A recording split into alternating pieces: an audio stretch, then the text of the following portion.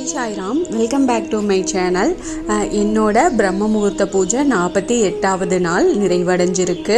நான் நல்லபடியாக எப்பவும் போல் 4 மணிக்கு எந்திரிச்சு என்னோட பூஜையெல்லாம் முடிஞ்சது.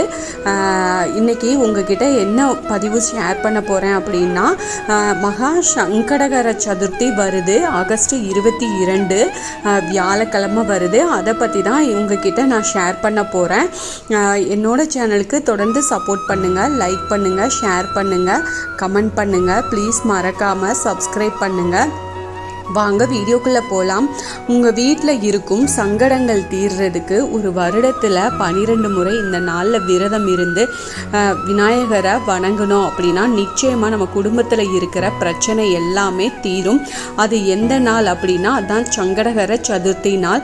பொதுவாக ஒவ்வொரு கடவுளுக்கும் ஒரு சிறப்பான நாள் இருக்கும். அந்த வகையில் விநாயகருக்குன்னு சிறப்பான ஒரு நாள் அப்படின்னா அது சங்கடகர சதுர்த்தி தான். அதுலேயும் குறிப்பாக விநாயகருக்கு பிடித்தமான சதுர்த்தி அப்படின்னா அது தேய்பிறை சங்கடகர சதுர்த்தி தான்.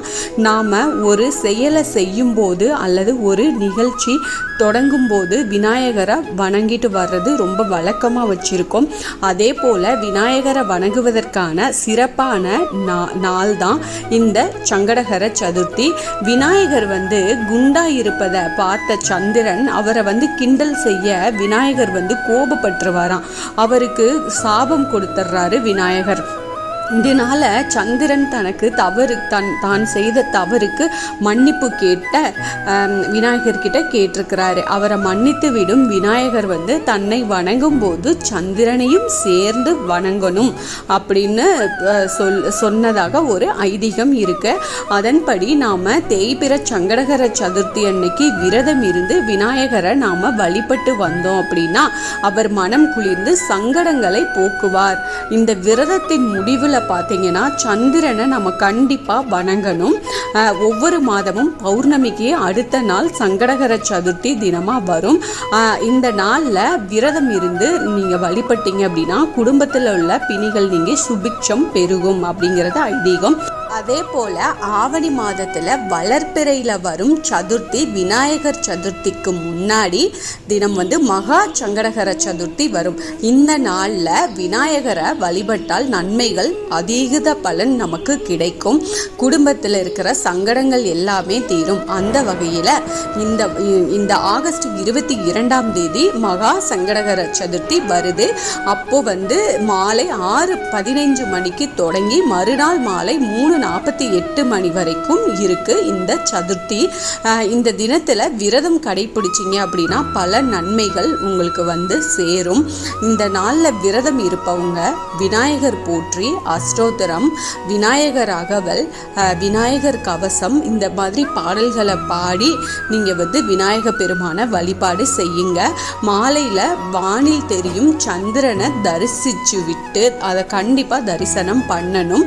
அதுக்கப்புறம் விநாயகரை வழிபடுங்க. அதுக்கப்புறம் உப்பு, புளிப்பு, காரம் அதிகம் இல்லாத உணவை சமைச்சு சாப்பிட்டு அந்த விரதத்தை நீங்கள் நிறைவு செஞ்சு கொள்ளலாம். இந்த நாளில் வீட்டில் விநாயகரை வைத்து வழிபடுறது ரொம்ப விசேஷம்.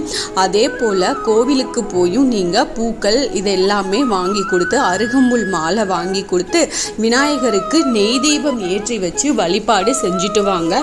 உங்களுக்கு என்ன பிரச்சனை இருக்கோ அதை கண்டிப்பாக விநாயகர் தீர்த்து வைப்பாரு.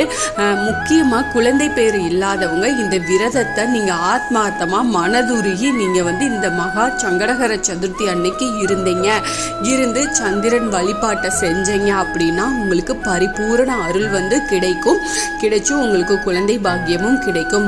இதுக்கு மட்டும்தான் இல்லை, உங்களுக்கு எந்த வேண்டுதல் இருக்கோ யாராக இருந்தாலும் அதை செய்யுங்க. விநாயகருக்கு அருகம்புல் மாலை சாத்துங்க. வீட்டில் இருந்ததுன்னா ஒரு 2 அருகம்புல்லாவது வச்சு நீங்கள் விநாயகர் பெருமான நீங்கள் வழிபட்டீங்க அப்படின்னா கண்டிப்பாக உங்களுக்கு நல்லது நடக்கும். விநாயகர் ஸ்தோத்திரம் தெரிஞ்ச மந்திரங்கள் சொல்லுங்க. 108 அஷ்டோத்திரம் சொல்லி அர்ச்சனை பண்ணுங்க. கண்டிப்பாக உங்களுக்கு கை மேலே பலன் கிடைக்கும். நீங்கள் செஞ்சு பார்த்துட்டு எனக்கு கமெண்ட்டில் சொல்லுங்கள். ஏதாவது சந்தேகம் இருந்தாலும் எனக்கு கேளுங்க.